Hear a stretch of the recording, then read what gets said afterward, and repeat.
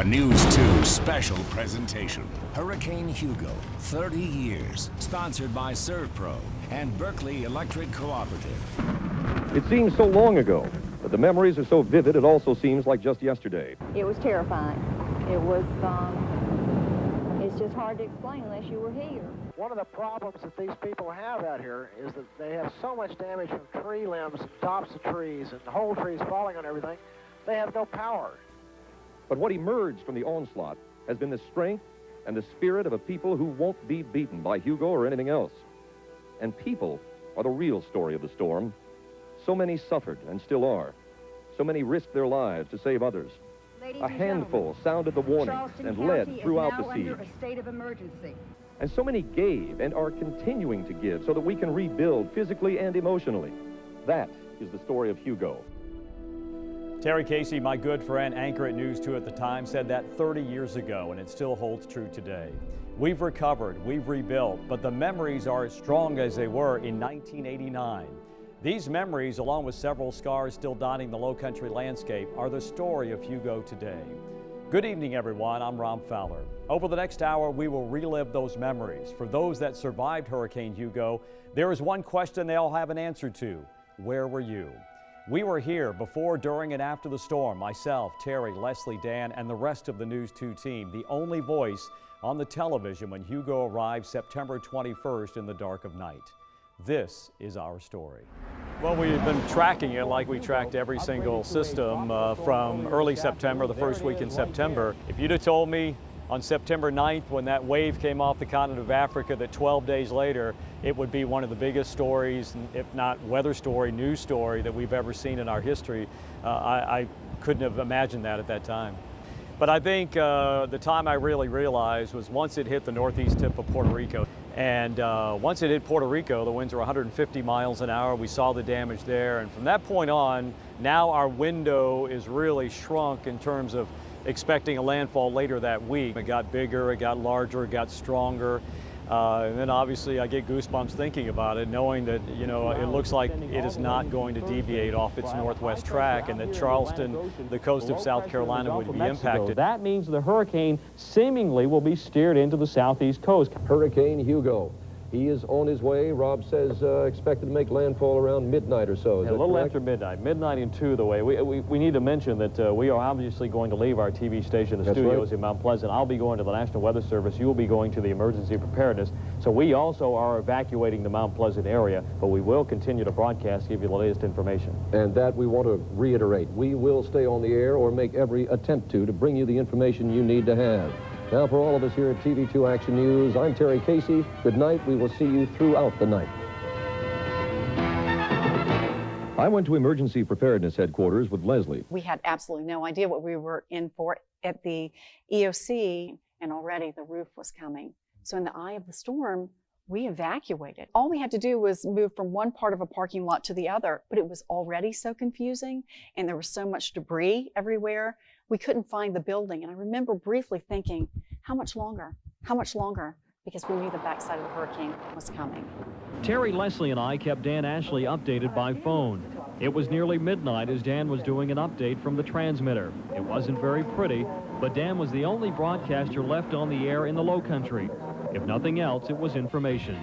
Good evening, everyone. Dan Ashley reporting live from our transmitter facility in Orlando. I spoke with our... It was a smart place to be in terms of our ability to stay on the air as long as possible, but a frightening place to be. If you can imagine 165-mile-an-hour winds or whatever it was, just raking across that 2,000-foot transmitter tower right above our heads.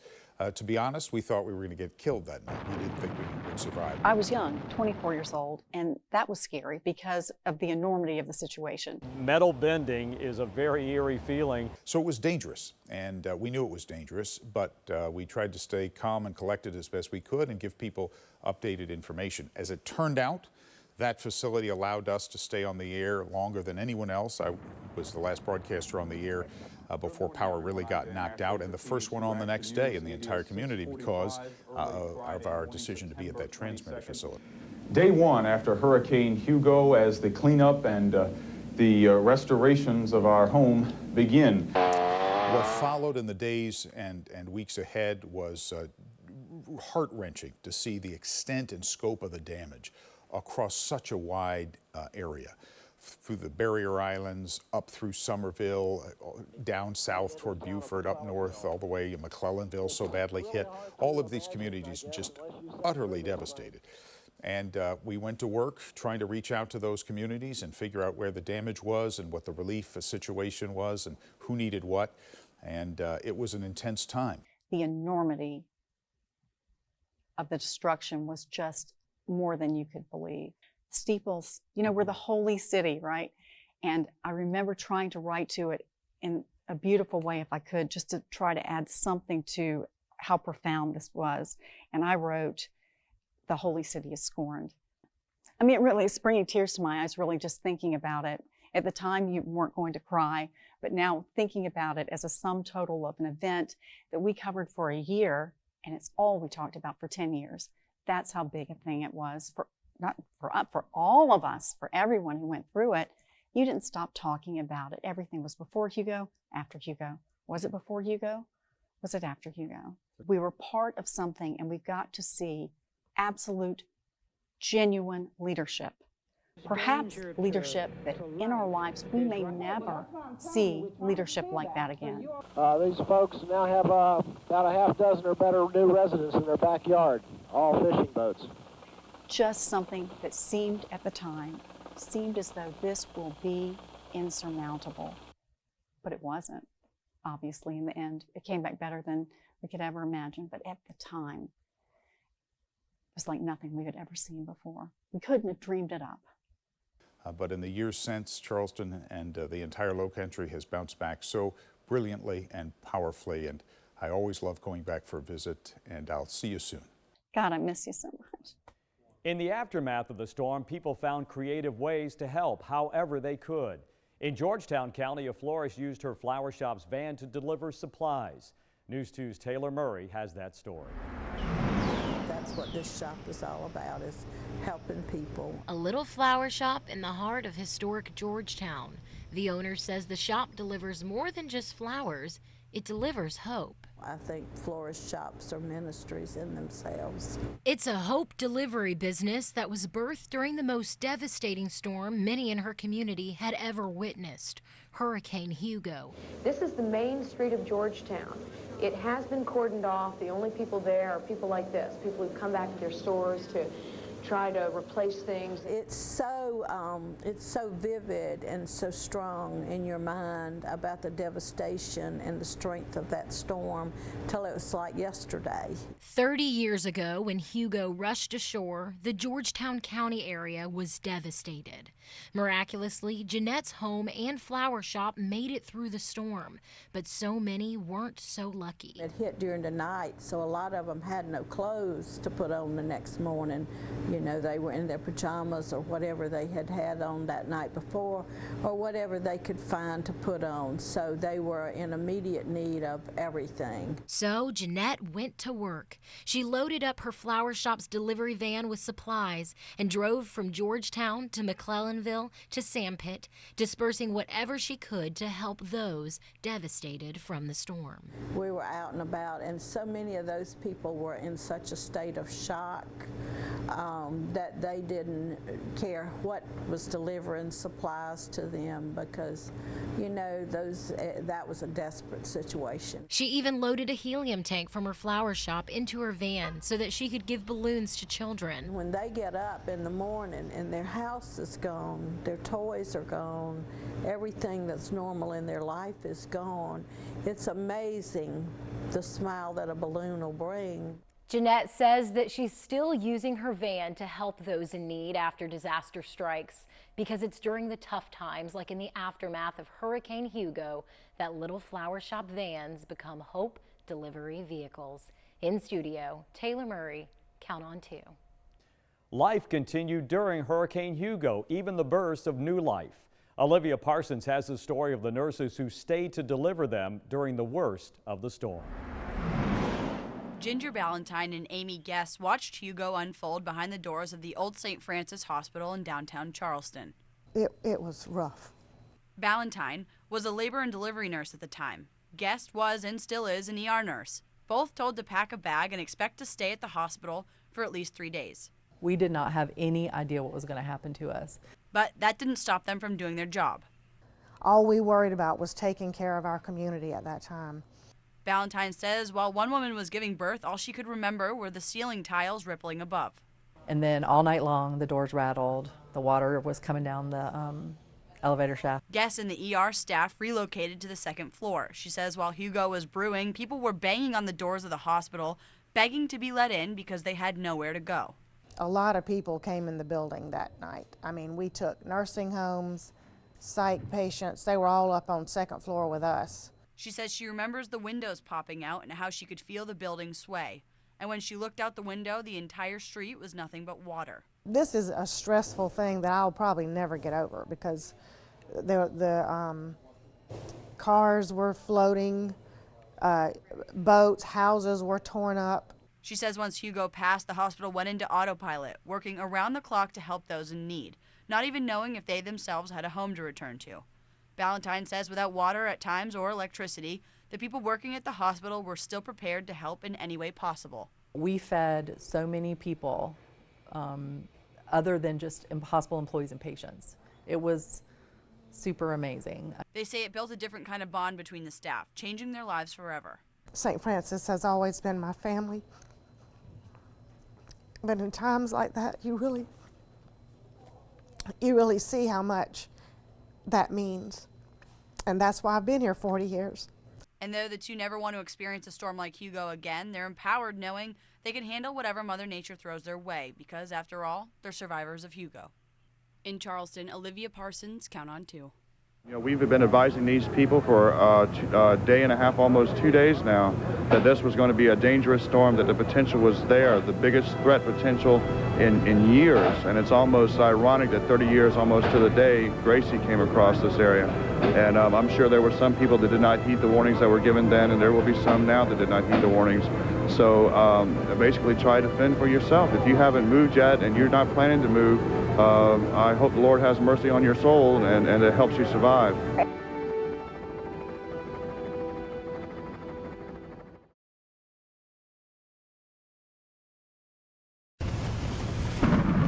The brunt of Hugo's impact was felt farther north towards McClellanville, the site of a terrifying night spent sheltered in a local high school as the waters rose.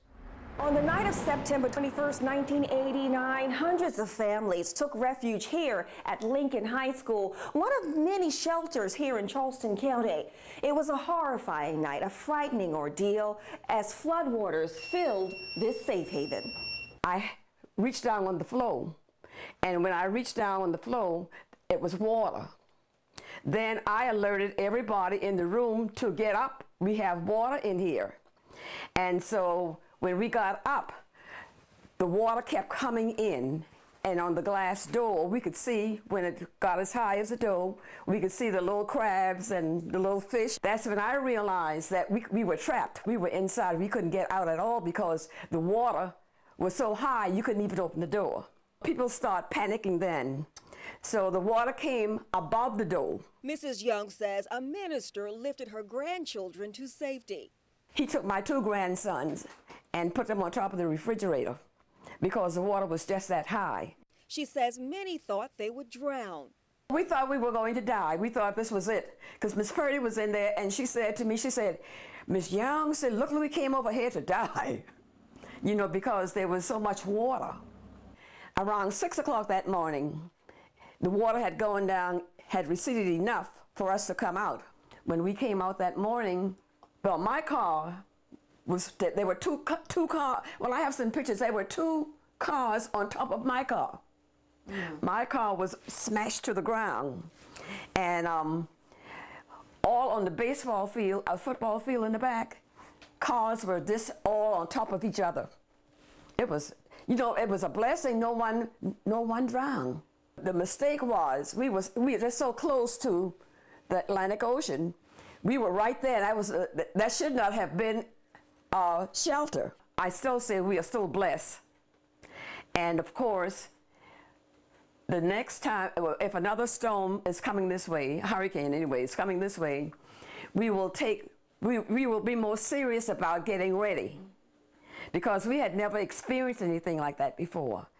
The sounds of Hugo are still seared into our minds today. Ariel Hooley sat down with a local musician who composed a song the night of Hurricane Hugo that became a rebuilding anthem to drone out the constant sounds of chainsaws.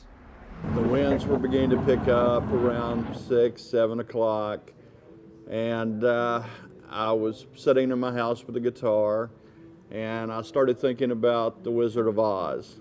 And so I started playing it, and this is the riff. It went.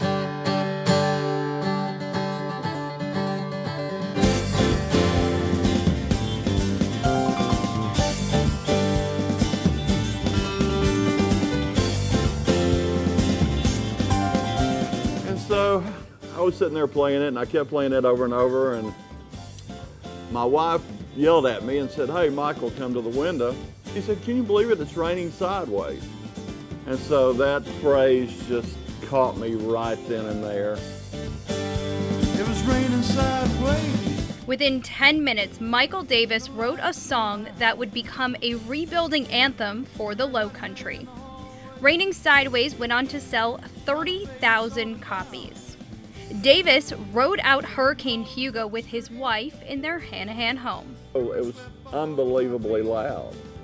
And as a guitar player in a rock band, I'm used to loud, but it was amazingly loud. And I can still remember the sound of the bricks being peeled off the corners of the house. Music has always been a part of Michael Davis's life. That year, he finally took the steps to open up his own music store. You can visit him at Old Ye Music Shop in Hanahan. While you're there, you can ask him to play a little of Raining Sideways. While Davis wrote the song during Hurricane Hugo, he says it has one simple message everyone can take away. My message is always a message of faith. You know, part of the song, "Good Lord's watching from up above." You know, as long as you have faith, you're going to be okay. When the lights went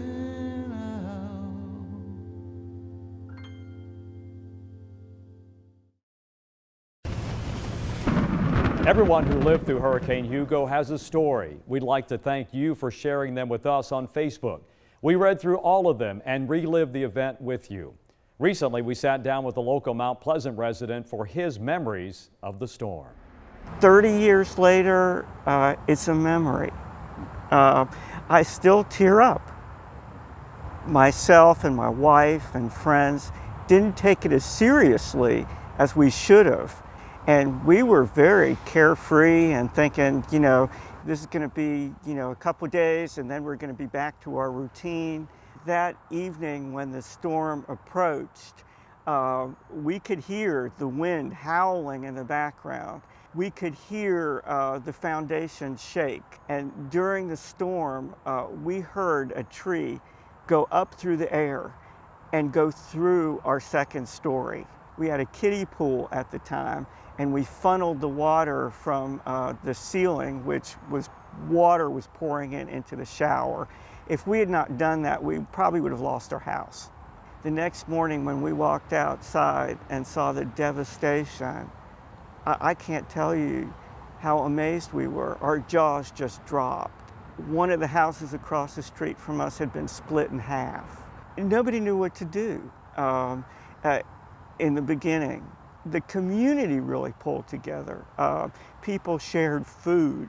We had to get used to the idea we weren't going to have electricity. It was brutally hot.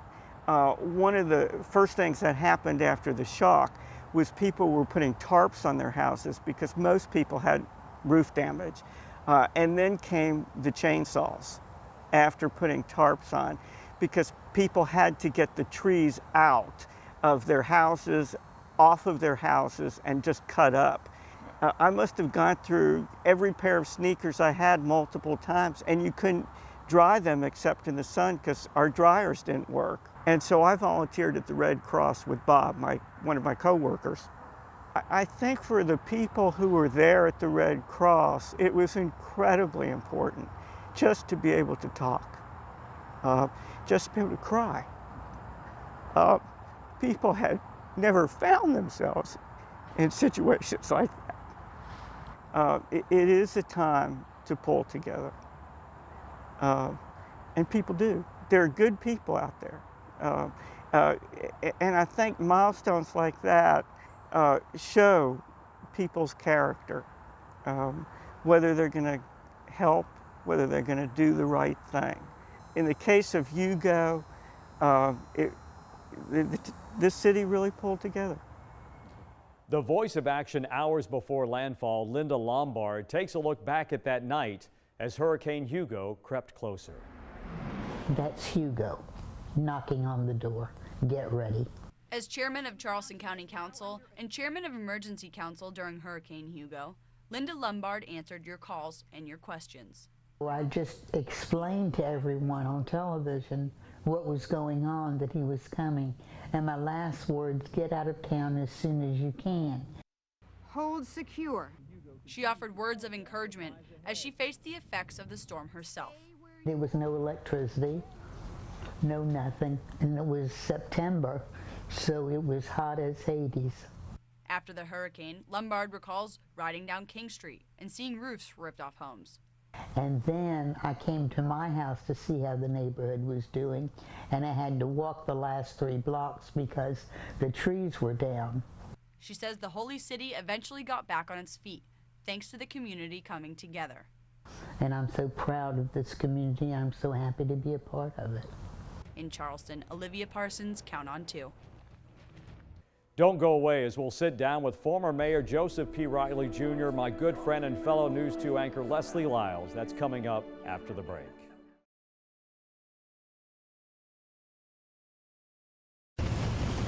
Well, we are certainly looking at this anniversary. Hard to believe 30 years ago, Hurricane Hugo was ravaging our coast, for lack of a better term, and I'm joined by 2 people very special to me, very special to this community. Leslie Lyles, who was our main female anchor at WCBD at that time during Hugo, and of course, the man, the myth, the legend, Mayor Joe Riley, who led us through that disaster. And Mayor, thank you for joining us, but let's kind of catch up first and we'll go back. What are you doing right now? And you look great, by the way. Well, thank you, Al. Both of you look great, and it's great to be back, and thank you for your service. I'm retired as mayor, have been mainly working hard to raise the money and get under construction the International African American Museum, so I have not retired yet. And Leslie has recently joined us again in Charleston. You're back home, right. Leslie. After We're so happy. A few years away. You're happy. I'm so happy. I'm desperate to get home for so long, but yeah, Well, so happy welcome to home. be back. Yeah, thank you. All right, Mr. Mayor, so let's go back 30 years. Let's take you back to that Thursday evening, the night that Hurricane Hugo made landfall. It was about 5 o'clock or so, and you had to step up to the podium. Everybody was listening. Everybody was hanging on your every word. There will be more flooding as a result of this storm than any Charlestonian has ever experienced. It will boggle the mind, and it is going to be extraordinary. So if you live in low-lying areas, take this remaining window of opportunity to evacuate.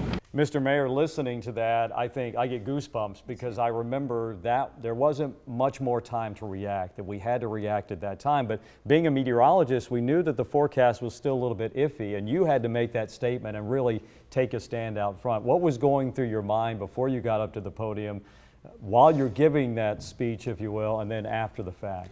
Well, I knew I was doing my duty to save lives, and I had to thread the needle between fear and panic and convince the citizens that they needed to get out. People are not going to leave because you say, now, I'm Mayor Riley and it's important to evacuate.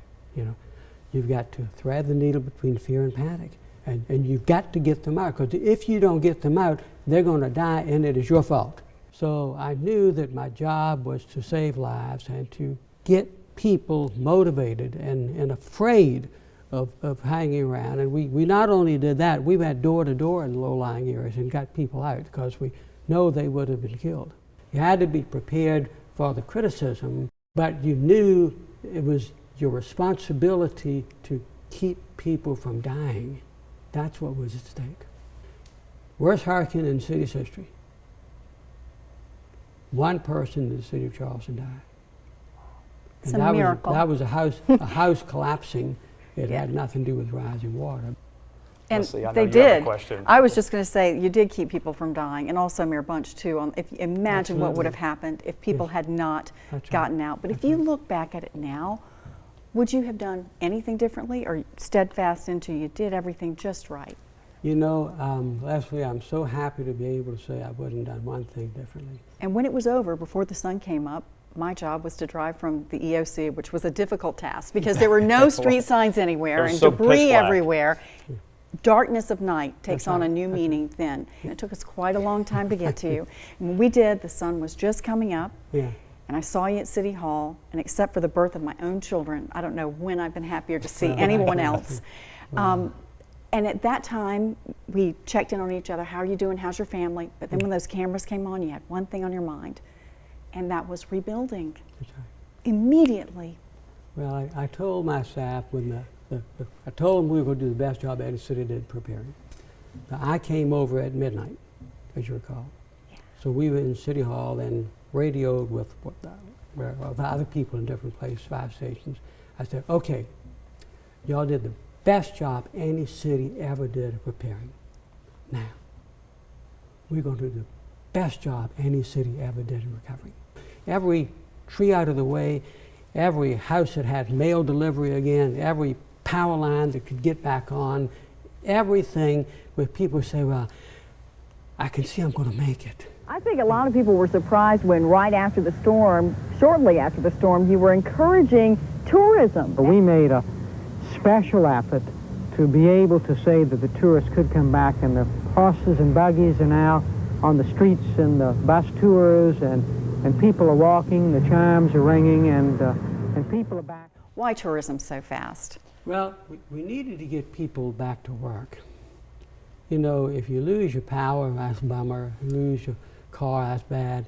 You lose your job, you're not going to get a check. So there was a great pressure felt to every business we could get open, and in our tourism economy that touches every sector of our region, we had to get the word. We had 2 messages that were conflicting.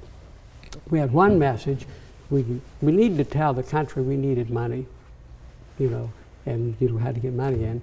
And we also had to tell the message that we weren't devastated, and we're going to be back. I think, Mr. Mayor, for me personally, one of the memories I'll never forget was Waterfront Park. You really pushed through a project that we had been devastated, and you said, we have to have this. People need something positive. Yeah. And today, this is one of the gems of the Lowcountry, no doubt about it. But you felt it was very important to make sure that park got open on time. We couldn't miss a deadline. I wouldn't let us miss any deadline. Whatever the deadline was, if it was going to be done on a certain date, we had that, it was done. Because if you didn't do it, then the community, it was a failure. You couldn't let the citizens feel like there was a failure going on. You know, they were succeeding. Whatever it was, kept the pressure on. We said, we're going to do it then, we're going to do it now. Well, we can't thank you enough for being here with us to reminisce about Hurricane Hugo. But before we leave, I want to play one clip for you. The leadership of Charleston during that period of time was absolutely incredible. Joe Riley was amazing. Is there anything in particular you want to say to them? Thanks. Just that they did an incredible job in so many different ways. They kept the community together. Mr. Mayor, I think all of us say thanks, but this is 30 years later. The emotion is still there from Hurricane Hugo. Well, thank you, and Leslie, it's wonderful having you back. But seeing all of that, I look very different. You're just as beautiful as you were 30 years ago. See, this is why he's the most popular mayor in America. But you know what? What a time to have shared with both of you. And it did change our lives, I think. I think we take things seriously, but we know that we're resilient. And we can survive anything if we do it together. That's exactly right, always. Thank you. Well, thank you, Mr. Mayor, and Godspeed to you and your family. And let's hope we don't have another Hugo or a like storm for another 30 years. Let's hope and pray. Thank you. We thought we'd be safe going 20 miles away from the water. And we were. For the most part, but the trees and power lines down and everything. It kept us there for 3 days after the storm. We had to cut ourselves out. Shop our way out of the neighborhood because all the pine trees had fallen, and then luckily none of them hit the house we were in. But it was pretty terrifying. It was probably one of the worst nights of my life. How about you? I don't want to relive it again. No. Millions of dollars worth of boats right in here, just useless now. Edge of the bay.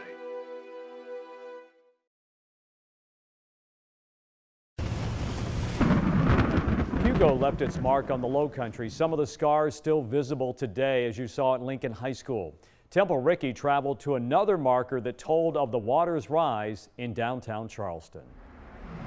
Douglas Rogers tends the bar at Tommy Condon's, but 30 years ago, he was a student at the College of Charleston asking his loved one for advice. When I was worried about the hurricane, I talked to my grandmother and she said, "We don't leave for hurricanes, it'll be fine."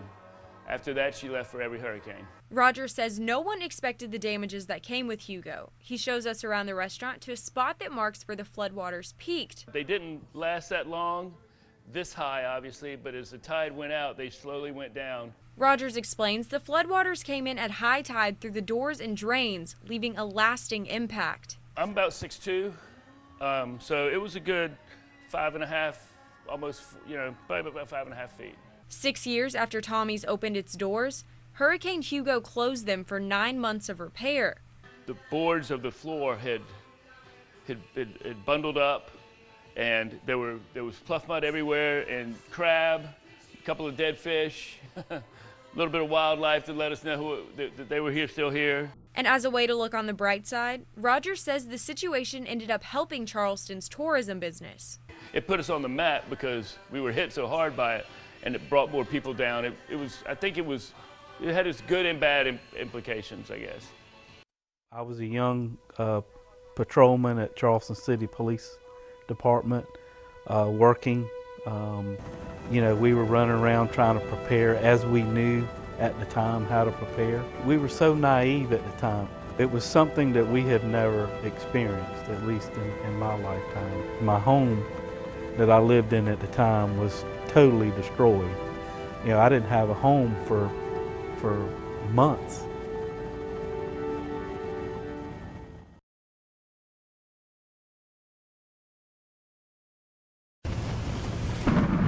Areas inland weren't safe from Hugo's wrath either. Rural areas like Alvin and Berkeley County were hit hard.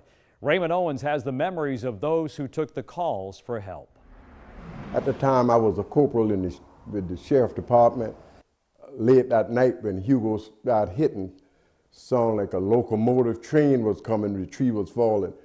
Phone started ringing, people calling the office, asking to send the National Guard for them. It was too late. And the one lady that I spoke with had a little girl, and when it hit, she says, "The tree just fell across my trailer, and I can't do anything." I said, "Did you get hurt?" He said, "No." I said, "You and your little girl go underneath the tree." The next morning when she called me back, she said that's what saved her life. The tree held her trailer down even though they were wet. The tree held the trailer down. Call after call. Up in the 41 area, the lady called me when the storm was happening and said her house was rocking side to side. And I said, I was in the office in Mount Sconer. I said, "How many children in the house?" She said, "3. I said, "Take your 3 children and go in the bathroom and close the door." She told me that next day, she said the whole house just about vanished, but they were saved in the bathroom because the door was closed and her 3 children was in the room. Captain Henry Green was a volunteer at the fire department. We went over to my parents' house and water was coming through the brick wall. And I thought that'd been the longest night. I thought daylight wasn't never coming. After it was over, we had to get out and help also with the trucks and chainsaw to at least open up one lane on the road in case emergency needed. Reverend Earl Buford is a retired pastor and sheriff's deputy. During Hugo, he was the county director of disaster. After Hugo, everything just going to the bus. The Alvin Community Center became sort of a central location to distribute supplies to people in northern Berkeley County. Even today, in his 80s, he has nightmares. I think I lose some of my, almost lose some of my mind because, you know, when I go sleep in the night, it seems like I'm just still answering call. But they're all glad they could help. Oh, I feel good. I think that's something that the Lord, sometimes, you know, the word was coming to me because people were calling so fast.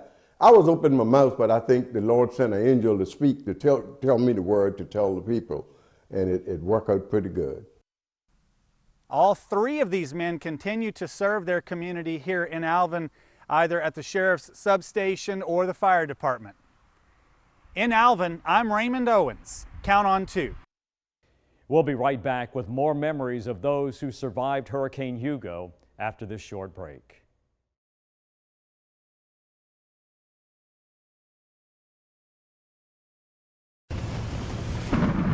The damage in Dorchester County was quite severe, prompting President Bush to visit the area in the aftermath of the storm. We explore what has been done over the last 30 years to make sure Dorchester County fares better in the next storm. Dorchester County was not prepared. None of us were. We were a fairly small government. Population was, like half of what it is now. Former Dorchester County Emergency Management Director Ken Harrell was only working for 3 months before Hurricane Hugo made landfall in the Lowcountry.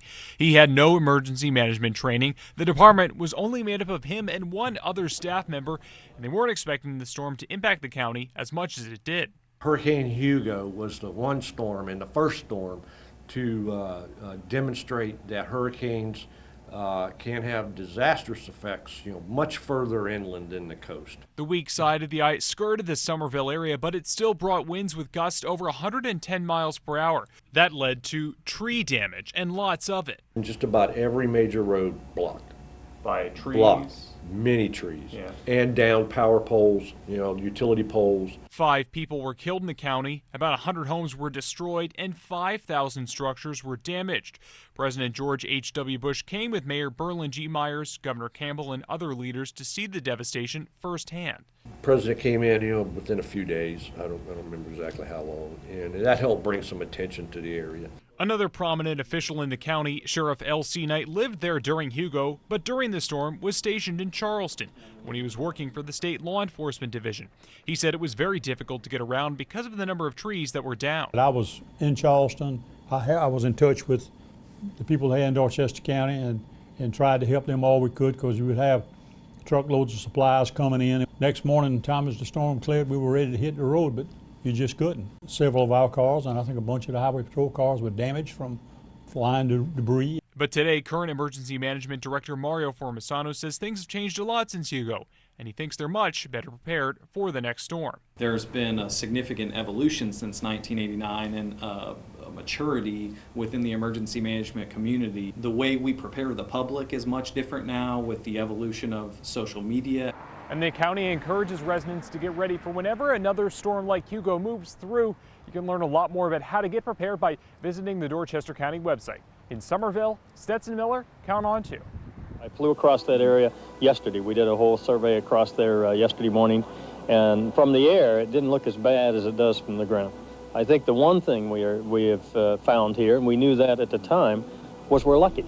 If we really look at this hurricane and see what it could have done had it been 20 miles farther south, and then Charleston would have been in the core of the problem. So shift it 20 miles and you got a big problem right here.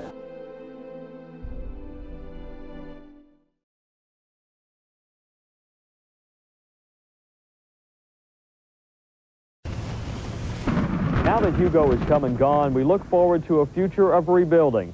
A future hopefully filled with more advancements in weather technology so we can continue to give you the advance warning needed to stay out of harm's way. I said that with hope 30 years ago. Since then, there have been many jumps in hurricane forecasting. New and improved global weather models can now more accurately predict where a storm will go. The average 3-day forecast error for hurricanes in 1989 was nearly 300 miles. Today, that number is down to 75. Targeted evacuations can now be nailed down earlier, allowing for more time for you to leave. And if you are told to leave, you should. I'll let those who survived Hugo tell you that. David Hendricks said they were apprehensive about evacuating, but today they surveyed the damage and thank God that they did. And I thought maybe the trailer would be tipped over, maybe sideways or bent up, but I never imagined that it would just be gone. Everything gone. It's not a matter of if another Hugo will happen, it is when. We don't know when another hurricane will devastate the Lowcountry, but we can be better prepared, following trusted forecasts and having a hurricane plan in place. You trusted WCBD 30 years ago with Hugo. Trust us now and in the future as we continue to give you accurate forecasts, track storms, and tell your stories. Nothing left except the pilings of the pier, and that is the power of Hugo. It's something that you would just think would be a nightmare, and you'd wake up and it was a dream. I really didn't know what to expect, and so it was really kind of mind-blowing to see the devastation and walk down, and you know, there'd be lots where there used to be a house and there was nothing, you know, or look across the creek and there'd be a house sitting in the middle of the creek, you know, or on the other side of the creek. And I'm standing here today in the midst of the brave souls that battled Hurricane Hugo, and they survived it. Yes! Today, those memories are the story of Hurricane Hugo. I'd like to thank you all for sharing them with us and for tuning in. I'm Storm Team 2 Chief Meteorologist Rob Fowler.